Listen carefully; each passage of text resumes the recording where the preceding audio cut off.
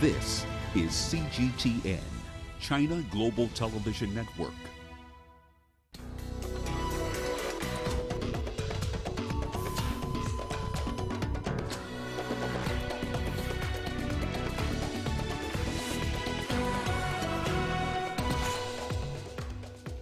Israeli and U.S. officials fly to the UAE to formalize normalization deal. The number of critically ill rises sharply in Ethiopia as COVID-19 cases surpass 50,000. And the Egyptian army says it has killed over 70 jihadists in North Sinai. This is CGTN. Welcome to Africa Live with me, Beatrice Marshall, in Nairobi. Also ahead on the program, Tunisia's fruit exports dropped by 41% amid coronavirus lockdowns. And in your sports, we take a look at how the African Olympians are preparing for the rescheduled Olympic Games in 2021. Let's begin with some news just in from Sudan. Sudan's government and the main rebel alliance have agreed on a peace deal that will end 17 years of conflict. The final agreement covers key issues such as security, land ownership, and transitional justice. The deal is a significant step in the transitional leadership's goal of resolving multiple deep-rooted civil conflicts. According to the United Nations, about 300,000 people have been killed in Darfur since rebels took up arms there in 2003. Well, let's cross over now to Patrick Oyet. He's joining us on the line from neighboring South Sudan. Patrick, give us more details on this deal. Yes, as you rightly say, the peace deal is now looking like it will be signed today. We're actually at the venue where the signing is expected to take place. Most of the dignitaries are here. Sudan's President Al-Burhan is here. The Prime Minister of Sudan, also Hamdok, is here, among other dignitaries who are expected to witness this signing. It is actually almost now a done deal because initialing of the deal was done on Saturday. So today is majorly a formal signing before the international community. And of course, as you say, the deal is expected to address the major chronic issue of Sudan, which is the issue of security, meaning opposition forces will all be integrated into the national army. Of course, there are two groups that are still out, but Sudan government is saying they will still engage with those groups to ensure that permanent peace returns to Sudan. So we are waiting any moment now. There will be a signing ceremony, and people are very happy, especially the Sudanese community in Juba. They are very excited because for long they have actually been waiting for peace. Some of them had been displaced. They were in South Sudan as refugees, so they're very excited about all this happening. All right, Patrick Oyet joining us there from South Sudan. Thank you. Well, the first commercial flight from Israel to the United Arab Emirates has taken off. It marks a major step in normalizing relations after the announcement of a peace deal. Aboard the flight are top U.S. and Israeli officials. The agreement to normalize ties between Israel and the UAE was first announced on August the 13th by President Trump. The U.S. has been brokering the deal between both countries. Well, this is a historic flight. We hope that this will start an even more historic journey for the Middle East and beyond. I prayed yesterday at the wall that Muslims and Arabs from throughout the world will be watching this flight, recognizing that we are all children of God and that the future does not have to be predetermined by the past. Well, Stephanie Fried is now joining us from Tel Aviv with more on that development. Stephanie, could you tell us a bit more about this visit to the UAE capital?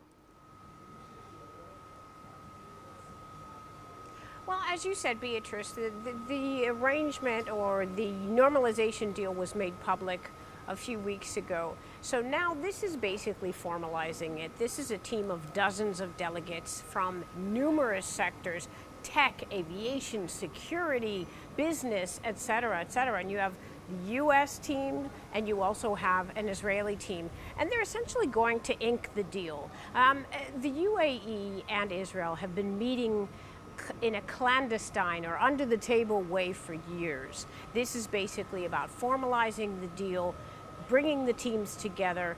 And so that's what this trip is about. And it's very, very symbolic, of course. You know, many of the agencies were showing at the airport, Israel's airport this morning, up on the board of flights out Abu Dhabi. It's a first, it's a historic first. And of course, that's bearing in mind that Israel only has formal ties with a handful of neighbors in this region. So this is very, very meaningful. Certainly, again, this is formalizing the deal. There will be more meetings to come. There are a few sticking points, but for both sides, or certainly for the Israeli side, this is a very exciting moment, a very exciting day. All right, Stephanie, so a very exciting moment there for Israel, but it is indeed quite historic, being the first direct commercial flight from Israel to the UAE. How has this been received, though, locally? Well, locally among Israelis, people are really excited. Again, like I said, Israel has formal ties with only 3 countries right in this direct, immediate vicinity: Jordan, Egypt, and Turkey. So this broadens out possibilities, not only for business partnerships, and also security. That's a big one. As well, this gives people on the ground, basically in terms of the public, this gives people a new destination. People are excited. Israelis I talk to, they're talking about, oh, I get to go to Dubai, I'll get to go to Abu Dhabi. That's very exciting because there's such limited exposure to some of the cultures in this area that are so close by. And again, back to the cooperative measures, aviation, security, science, high tech. Those also, the endeavors there, the possibilities there, opening up for business people, that's huge for the security, also for the security platform, the security world. It's also very, very meaningful because as one analyst I talked to yesterday, he explained that right now, because of a lot of tumultuous, right now the region is in a state of possible upheaval, and so this is an alliance that could be very, very important. And the speculation is it's going to spread out, that after the UAE, other countries will also join in formalizing agreements with Israel. So across the board, at least for Israelis, this is very, very exciting. Beatrice. All right, Stephanie Fried joining us there with that exciting development from Tel Aviv. Now let's take a look at some of the countries in the Gulf that are in support of the Israel-UAE peace accord. Bahrain and Oman were among the first countries in the world to welcome the deal, but none of them has commented on their own prospects for normalized relations. Saudi Arabia has been a close ally of Israel, while Jordan signed a peace agreement with Israel in 1994. Qatar has commented on the deal amid a protracted diplomatic standoff with the UAE. Kuwait, a close ally to the United States, has also been silent on the Israel deal. Well, we will get you more development on that story a little later on in our broadcast. Well, the coronavirus pandemic continues to spread across Africa. According to the Africa Centers for Disease Control, there are currently over 1,245,000 infections on the continent. The total number of fatalities stands at just over 29,580, and the total tally of recoveries is almost approaching the 1 million mark. In South Africa, health officials have conducted over 3.67 million tests in the country. The nation remains hardest hit in Africa with just over 625,000.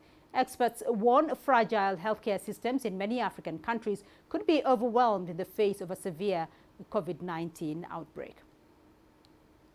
Well, let's cross over to Addis Ababa now, where in Ethiopia, the number of COVID-19 patients being admitted to intensive care unit has risen sharply. For more on this, I'm now joined by Coletta Wanjohi. She's in Addis Ababa for us. Coletta, this is quite a worrying development, from Ethiopia. Give us more details on the rising number of critically ill patients in Ethiopia as the numbers across the 50,000 mark. Well, Beatrice, I think it was expected that as the country began ramping up testing, then would see more cases, more positive cases, and in that case, more cases that would require intensive care.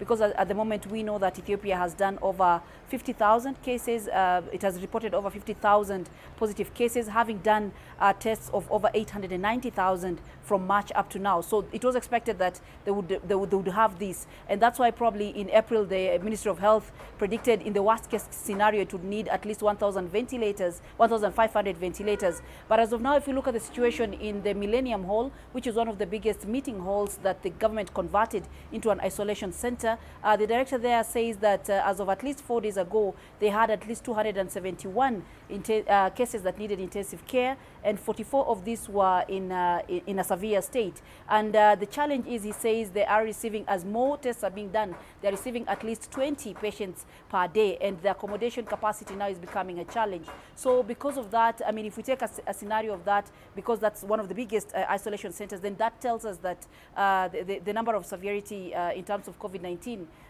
people who need intensive care is going up. Coletta, you've just mentioned that the accommodation, facilities for COVID-19 cases is becoming quite a challenge in Ethiopia there. So how exactly is the health system there coping? What is the government doing to try and cope with the rising numbers?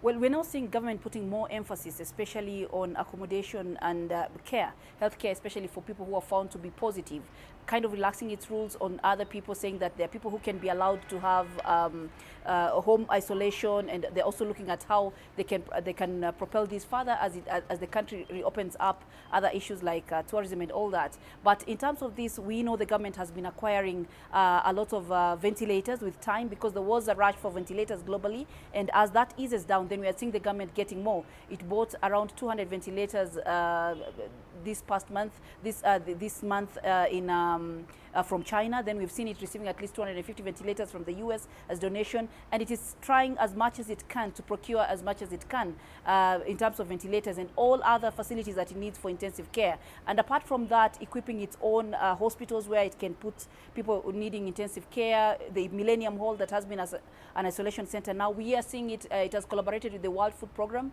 to set up, the World Food Program has been setting up what they call a field hospital, where that will have also special care that will be dedicated to people who will be suffering, who will need intensive care. So with all this, the government hopes that with public health measures being emphasized for people to reduce the number of transmissions, then maybe it will be able to sort out those especially in need of intensive care. Coletta Wanjohi joining us there from Addis Ababa. Thank you. Well, Egypt's cabinet says it fears that the country could be on the verge of a second wave of COVID-19 infections. The statement comes as the health ministry reported 223 new coronavirus infections on Friday, up from 89 this past Sunday. The ministry has also reported 20 deaths, bringing the country's total death toll to 5,517. Yasser Hakim has the story. Walking in the Cairo streets, you can see many Egyptians who are wearing masks and keeping their social distance. However, there are also a significant number of citizens who are not abiding by these measures, whether in the city or on the summer vacation beaches. I admit others and myself began to take these measures lightly because the number of cases has dropped a lot compared to other countries and our population rate. That's why we're not sticking to regulations. Yes, it's wrong. As you can see, the numbers are rising again. As you can see, I'm wearing the mask. I wear it most of the time. I don't shake hands with anyone and I keep social distance. I can't risk it. This is my life I am protecting. This issue should not be taken lightly. Underestimating the COVID effects comes after a major drop in cases, from over 1,000 cases per day in May and July to less than 100 in mid-August. Until recently, Egyptians have been wearing masks and strictly abiding by the measures, but now most of the people are not wearing it, whether in the street, offices or transportation. That's because they are bored after months of wearing it, and the drop in patient numbers has also encouraged them to take it off. The result is an expected second wave. An alarming daily increase of cases this week has prompted the health minister to issue a stern warning that a second wave of the pandemic is underway. Experts believe action has to be taken immediately. The Prime Minister has ordered police and security officials to adapt the strict punishment on people who are not following the health measures. There are hefty fines from 400 to 4,000 Egyptian pounds. Companies will also be punished if their employees are not wearing masks. The Prime Minister has ordered isolation facilities to reopen in anticipation of a second wave of COVID-19. Meanwhile, officials have threatened that if daily cases don't drop soon, the country will face another lockdown. Yasser Hakim, CGTN, Cairo. You're watching Africa Live. Still ahead on the program. The Egyptian army says it killed over 70 jihadists in North Sinai. And one person is killed after rival groups clash in Portland, USA.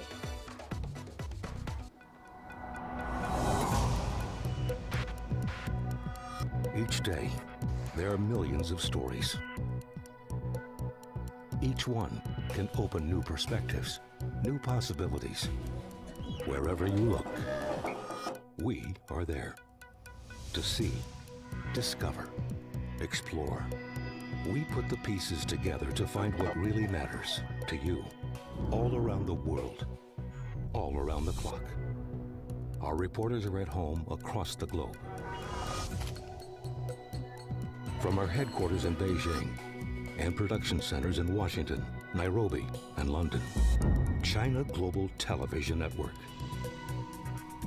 Stories from across the globe, reaching people across the globe. CGTN. See the difference.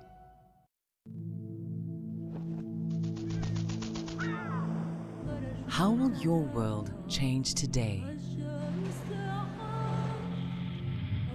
What happens here? What happens there? Or what you make happen for yourself? If it matters to you, it matters to us too. Your stories are the stories that need to be told. Africa Live. Find your voice.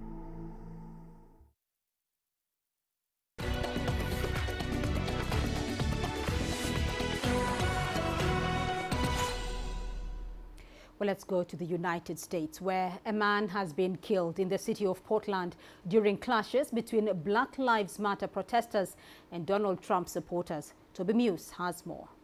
Police are continuing to investigate the shooting and killing of a Trump supporter in the city of Portland, Oregon, following a day of clashes between supporters of the president and Black Lives Matter protesters. Hundreds of supporters of the president drove through the city. There were clashes between the two groups, Trump supporters firing paintball pellets at the Black Lives Matter protests, who threw objects back at them. At around 9 p.m. Saturday night, the man was shot and died at the scene. Police are still trying to determine who shot him and why. Portland has seen more than 90 nights of consecutive protests regarding Black Lives Matter. Trump had supported the convoy, praising them on Twitter, saying the people of Portland won't put up with no safety any longer. He blasted the governor, saying that the governor had lost control of the state and urged him to call in the National Guard to quell the protest. President Trump, you bring no peace. You bring no respect to our democracy. You, Mr. President, need to do your job as the leader of this nation. And I, Mr. President, will do my job as the mayor of this city. This comes as protests continue in Kenosha, Wisconsin. This follows the shooting by police of Jacob Blake in the back, which has left him paralyzed. I want those police officers that were there on the scene fired. I want the one that shot my son in jail for attempted murder. Many of the protests started off violent, attacking property, but in recent days they've calmed down. Then came the killing of 2 Black Lives Matter protesters by a heavily armed 17-year-old who was there to show his support for the police and President Trump. Now President Trump says he will visit the region Tuesday. President Trump is keen to make the issue of this unrest a central campaign for his re-election. He often tweets out the phrase law and order, and he said in speeches that he's the only one who can restore order to these cities. President Trump's political opponents say that he is often the cause of these disturbances, that many of these protests we see on the streets are people expressing their frustrations with the president and the injustices in American society. Toby Muse reporting for CGTN, Washington. In Belarus, anti-government protests have entered their 4th week, sparked by an election earlier this month, which opposition groups claimed was rigged. But President Alexander Lukashenko has said foreign interference is behind the demonstrations. Our correspondent Alhosa Milenkovic has more. Tens of thousands of protesters gathered again close to the presidential office. Riot police prevented them from getting closer to the residence, and some sporadic clashes between the 2 groups had happened on Sunday evening. According to local sources, police detained some 140 protesters. But unlike on August 10th, when the first mass protests erupted in Minsk, this time there was no mass rioting and street battles between the police and protesters. Eyewitnesses, though, reported a column of the APCs and infantry fighting vehicles entering Minsk from early on Sunday morning. On the same day, it was President Lukashenko's 66th birthday, which was used as a pretext for some of the protesters' slogans. At the same time, Lukashenko was again filmed in front of his office in combat gear. He was wearing military fatigues and a tactical vest with a pistol in one of its front pockets, and of course with AK-74 automatic rifle in his right hand. According to the president's press pool, his associates took that picture around 13 GMT on Sunday. Local analysts say that Sunday protests were the last chance for the opposition to stage the mass gatherings, since from Monday schools begin and season of summer vacations ends. Alyosha Milenkovic, CGTN.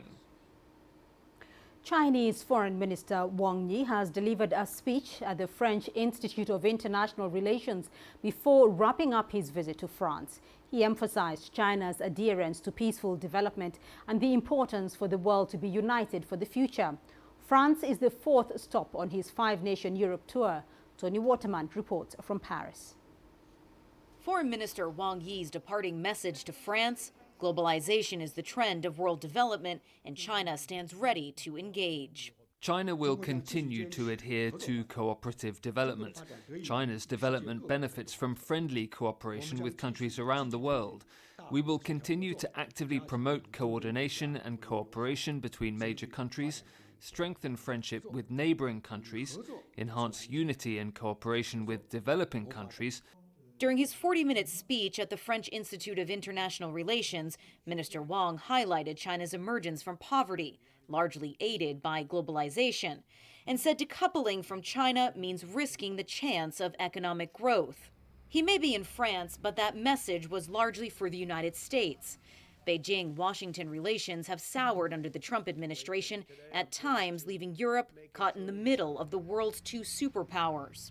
Wang's week-long tour of Europe is partly aimed at counterbalancing U.S. influence by bolstering EU-China ties, and he expressed hope that Europe could play a role in easing the tensions. The US may not be willing to let go of its leading position, but the trend in history is unstoppable. We firmly believe that the day of common development of mankind will come. We have never wanted to engage in a new Cold War with anyone. I believe we could find agreement in dialogue and communication. There must still be reasonable people in the US. We hope the EU and France could both contribute to a stable US-China relations. Wang spent 3 days in Paris, where he met with French President Emmanuel Macron. The two agreed to promote bilateral cooperation, especially around the development and distribution of a coronavirus vaccine. He also met with his French counterpart, Jean-Yves Le Drian, where an agricultural agreement was signed. The focus was on deepening ties, but both Macron and Le Drian took the opportunity to raise concerns over human rights in Hong Kong and Xinjiang. At the French Institute of International Relations event, Wang defended China's intentions in both regions, saying human rights were protected. Well, let's revisit our top story today, where the first commercial flight from Israel to the UAE has taken off. It marks a major step in normalizing relations after the announcement of a peace deal. Aboard the flight are top US and Israeli officials. The agreement to normalize ties between Israel and the UAE was first announced on August the 13th by President Donald Trump. The US has been brokering the deal between both countries. Let's now cross over to Cairo and speak to Nabil Nagim Eddin, a political analyst. Thank you for joining us on the program, Nabil. How is this push by Israel going to impact geopolitics in the Middle East, Israel and the United Arab Emirates? Thanks for having me. I would like to start by mentioning this is a historical day in the course of the relation between Israel and Arab states. Actually, Abraham Peace Accord, which has been declared August the 13th, is considered to be the third peace accord between Israel and an Arabic country. The first was 1979 between Egypt and Israel, then 1994 Jordan and Israel, and this is the third peace accord. For sure, what's going on here between UAE and Israel is not a small step. It is a magnificent step in the course of the Israeli-Arabic conflict. All right, so this is a magnificent step in the history of Israeli relations with other nations in the Middle East. Do you see this as having any impact at all on Africa? Will there be any impact as a result of this on its relations with Africa?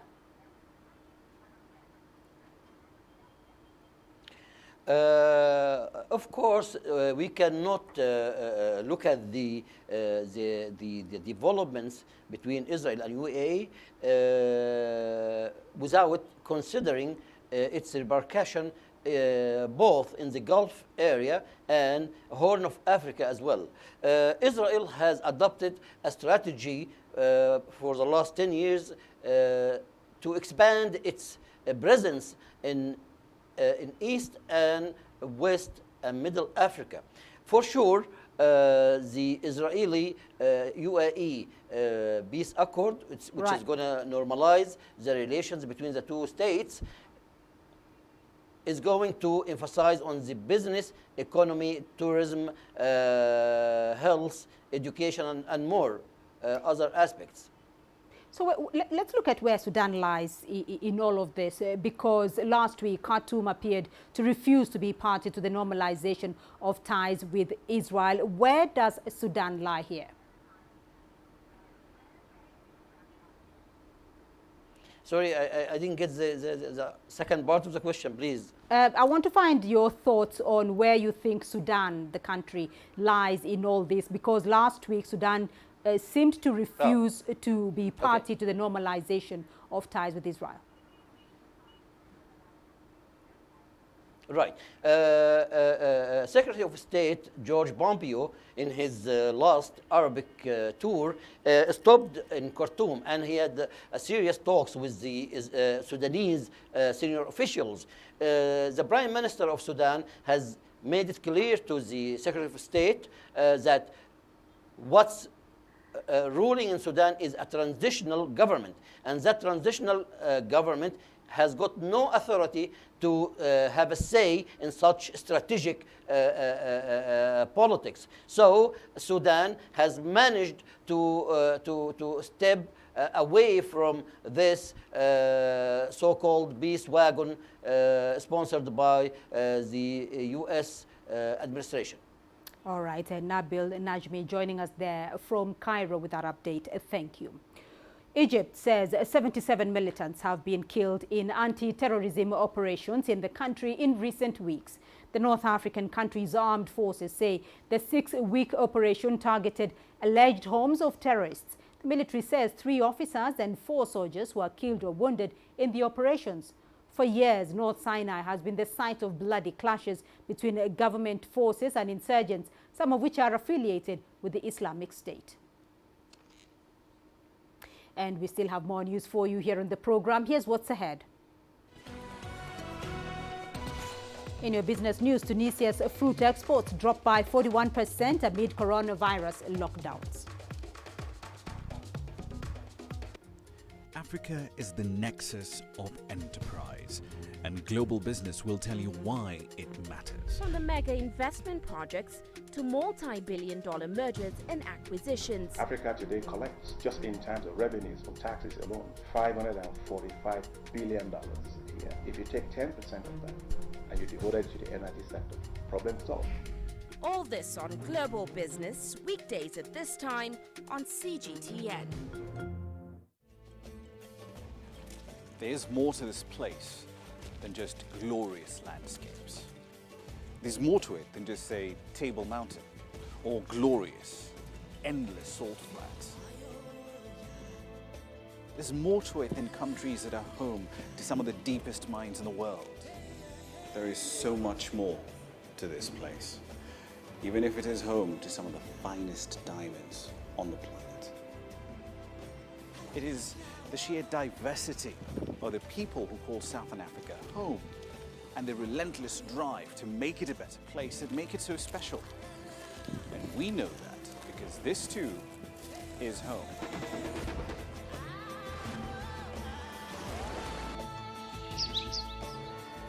No one knows Southern Africa like we do.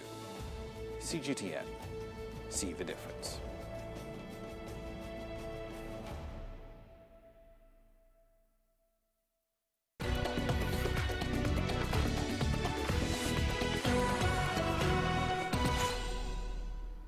Well, let's return briefly to Egypt, where the country says 77 militants have been killed in anti-terrorism operations in the country in recent weeks. Well, let's get more on this now and cross over to CGTN's Adel Mahroui. He's in Cairo for us. Adel, tell us more about these developments. Well, the military in Egypt has been ongoing counter-terrorism operations has been proceeding throughout the year, and it is a custom that every once a while, once there is significant progress that has been achieved, that it releases a statement about the progress done in its counter-terrorism efforts across Egypt. The latest announcement that you've just briefly mentioned was basically the summarization of efforts for the armed forces operations in the eastern side in the Sinai and in the western borders with Libya. And that summarizes the duration from the 20th of July until the 30th of August. So we're talking about 41 days roughly, through which these efforts have basically, the armed forces announced the death or killing 77 militants. Right. It has arrested also others that it has described as quite dangerous elements, and has also found and destroyed 317 hideouts and weapon warehouses. Well, Adel, this has taken place over a 41-day period. Can these figures be independently verified? Well, in general, the army has a very strong grip over the Sinai, and access to it has been quite restricted for the past year. Since 2013, the flow of information and the allowance of media coverage and even independent organizations' interest has been quite restricted and has been allowed only under the armed forces management. And the reason for that is that the military does not want to have any conflict of figures. It wants that the official figures that it is responsible for to be only available and nothing else there. Specifically, that this area is quite sensitive in terms of national security, and the militant insurgency, no matter how intensifying the military counterterrorism operations has been ongoing there, the presence of militants and terrorist organizations still pose a risk to the government and the military in specific, and therefore it wants to maintain that whatever circulation of information is going on there, it has to be through it.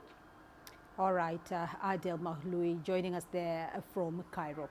Now, the owner of the popular Chinese video app TikTok says it will strictly abide by China's new export rules, which could complicate a sale of the business as demanded by U.S. President Donald Trump. Beijing published new rules on Friday that added civilian use to a list of technologies that are restricted for export. That would include platforms like TikTok. The app has been at the center of a diplomatic storm between Washington and Beijing. Donald Trump signed an executive order on August the 6th, giving TikTok 45 days to stop doing business with its Chinese parent company ByteDance, effectively setting a deadline for a sale of the app to an American company. The recent conviction of top officials involved in the mismanagement of Somalia's health funds is now being hailed locally.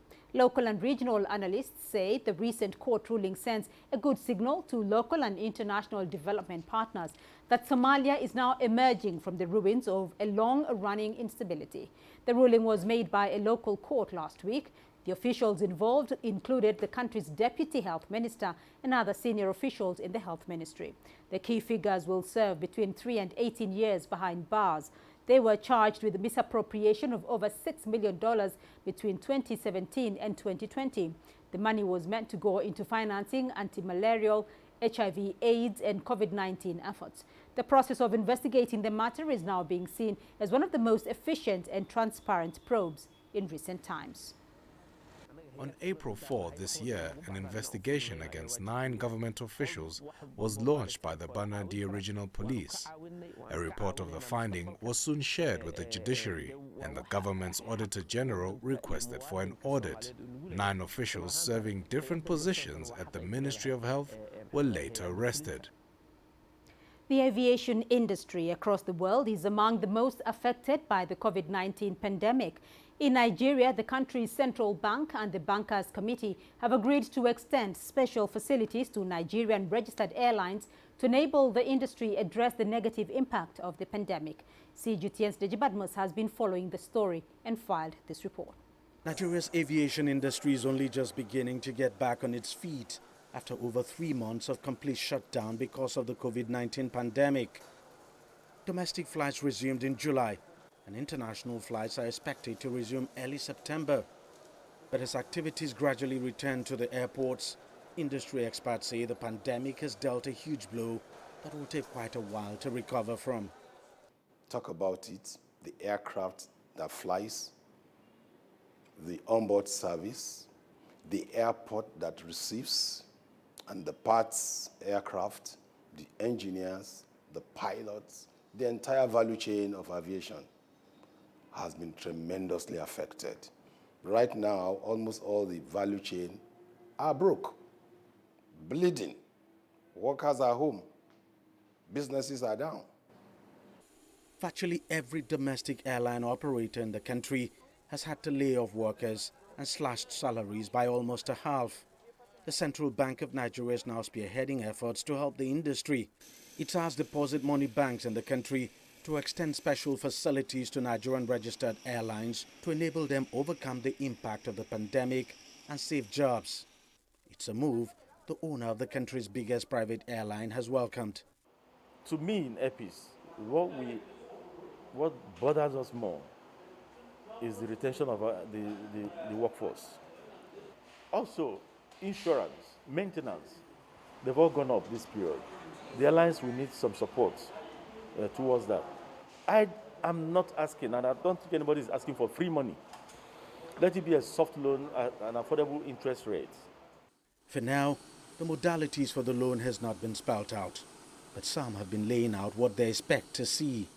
It should be low-interest, long-term intervention fund. On the airline subsector, a facility of about, with an interest rate that is no more than 4%, and with about 1% addition for bank charges, no more than 5% when you put the interest rate and bank charges, should be made available on a long-term basis, say about 10 years, with a 2 years moratorium.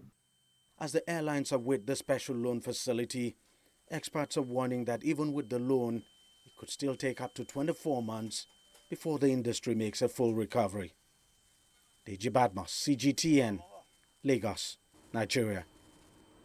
And let's go to central Kenya now, where what was seen by some as a Western culture is alive and thriving. When the country gained independence in 1963, British colonialists fled, but they had transferred a skill that has been important to the locals since then. Cheese making has since been passed on from one generation to another. Today, it is a lifeline for a section of the community. Here's CGTN's Nick Mudimba with more. Gataragwa Farmers Cooperative Society, located in central Kenya, started all the way back in 1920s. This facility was owned by a European family, and after independence they left it to the natives, and the farmers here continued the skill of making cheddar and mozzarella cheese. One by one, riders carrying liters of milk from different farmers in this community arrive as early as 7 a.m. All these ready for cheese making and supplies around the region. Testing of the milk. But first, before the milk is accepted, quality control is a mandatory procedure here. Freshness and zero signs of bacteria and other pathogens are checked. The milk is then put into a water jacket for pasteurization. This is not your everyday milk pasteurizing water jacket. It has been here for more than 100 years. Large quantities of milk are needed, which only 10% is turned into cheese. Bernard Nderitu has worked here for more than 20 years. He's one of the cheese makers who acquired the skills from their grandfathers and fathers. You heat that milk from 65 degrees Celsius to 78 degrees Celsius. From there you cool it down to 33 degrees Celsius. That's where you do the incubation. In the incubation process, an enzyme called rennet is used to coagulate the milk to form a curd, and because this is the cheddar type of cheese being made, they use culture enzyme. The source of heat is also different here. It's a 100-year-old furnace connected to a boiler tank that supplies all the hot water. The water supplied into the water jacket is used for the pasteurization process. It's all about high temperature and a short time. Once your curd forms after 20 minutes, you take the curd knife and cut it into pieces. From there you give it like 10 minutes so that the curd can be strong. After that, milling is done to allow ease during salting. Everything is manual. Once the salting is done, the salted curd is put into containers ready for compression. Here, all the remaining milk is drained, and after 2 days, the end product is cheddar cheese. The century-old society belongs to the community. It's well managed and owned with pride. All the equipment used here are more than 100 years old. We are always motivated here. All of us, nearly all the villagers here have gone to school, courtesy of this society. But they have a share of their challenges. The COVID-19 pandemic has slowed them down. Only farmers from the area buy their cheese. The cheese is good for human health. Too bad we currently don't have a market. Previously, we used to process 400 to 600 kilograms of milk, but the market has been affected because of COVID-19. We now process 200 to 300 kilograms. The market has changed. The remaining milk from the society is collected and distributed to other areas in central Kenya. Over 100 years and counting, and farmers here celebrating the fact that this skill has been moved from generation to generation. The main desire now is to get new equipment to boost what they've loved doing for so many decades. Nick Mudimba, CGTN, Nyeri County, Kenya. Let's now take a look at what's coming up in our program.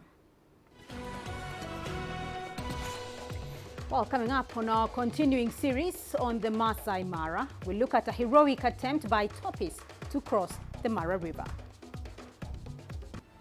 Join us in Global Business and see Africa through our eyes. The greatest journeys, the greatest sights, the greatest adventures. Here in Kanata, this weir allows the locals to walk on water.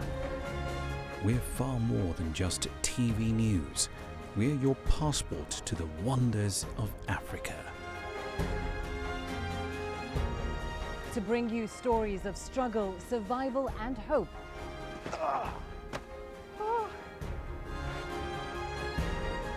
So let's explore.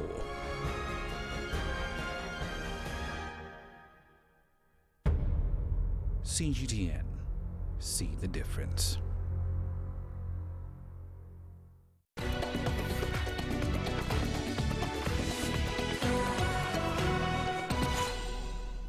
On our digital safari this week, we have antelopes, which are not among the world's best swimmers. However, as some Topis showed recently, they are capable of paddling several miles in the water. Take a look.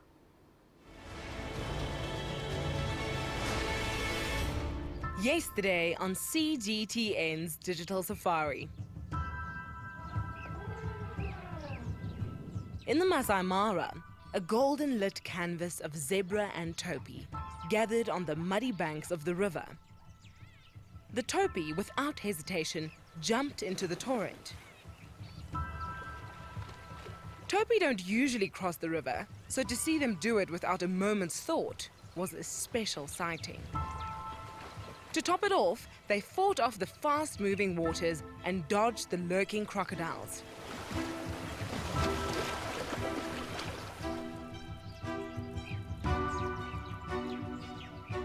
But even though this was a successful crossing, their companions, whom they left on the other side, were experiencing some water fright. On the marshlands of the Mara, a matriarch and her herd grazed on the nutrients of the land that was blessed by the past rains.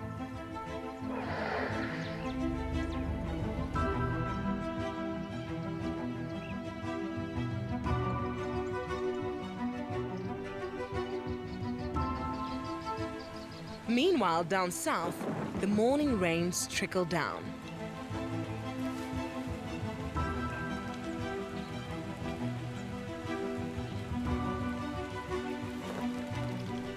Tandy, the queen leopardess of Juma, ensured her and her cub were fed for the morning.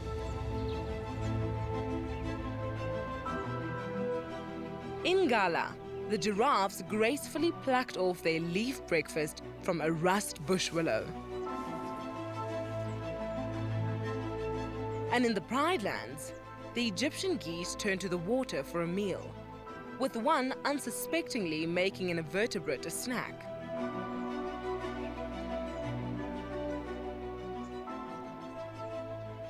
Though an opportunity for a hunt arose, the south male cheetahs of Pinda decided to rest upon the burnt grass, probably recuperating for a kill later in the day. Join us every day at 4:30 a.m. GMT on CGTN digital platforms for your very own virtual safari through the African wild. And coming up in your sports news.